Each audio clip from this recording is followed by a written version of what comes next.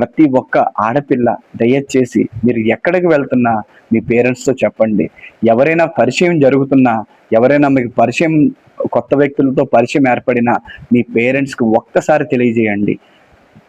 చెప్పండి, ఫ్రెండ్స్ అయినా ఒక్కసారి పరిచయం చేయండి, ఇంట్రడ్యూస్ చేయండి.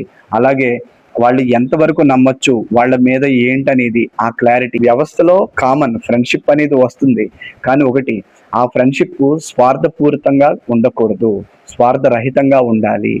అది మనం విధానం చదువుతున్నప్పుడు విద్యార్థి focus on books, focus on hour studies.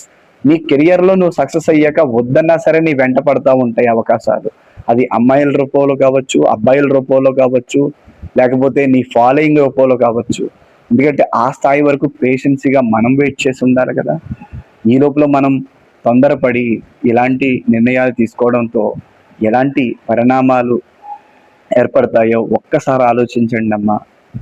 ప్రతి ఒక్క అమ్మాయిలకి చెప్తున్నానమ్మా, దయచేసి తల్లి, నేను ఒక తండ్రి లెక్క చెప్తున్నాను నాన్న, ఖచ్చితంగా మీరు ఏదైనా సరే, ఏ అనామకుడు వచ్చి మీ దగ్గరకు వచ్చి మాట్లాడినా సరే, దయచేసి ఫస్ట్ మీ పరిధి ఏంటనేది, మీరు ఎందుకు మాట్లాడుతున్నాడు అనేది కూడా పక్కన పెడితే అసలు అవసరం ఏంటనేది గ్రహించి తదనుగుణంగా స్పందించండి.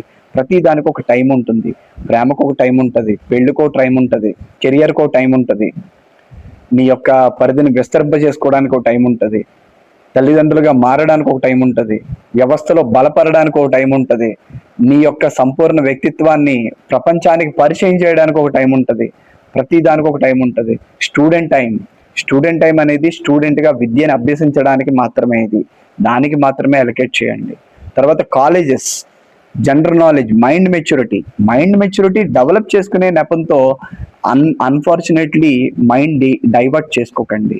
మైండ్ మెచ్యూరిటీ డెవలప్ అయితే ఆటోమేటిక్గా మీరు లీడర్స్ అవుతాయి. కొన్ని లక్షల మందికి స్ఫూర్తిదాయకంగా మీరు డెవలప్ అవుతారు. ఏమంటారు? అవునంటారా? ఎస్, అవునంటే wish you all the best.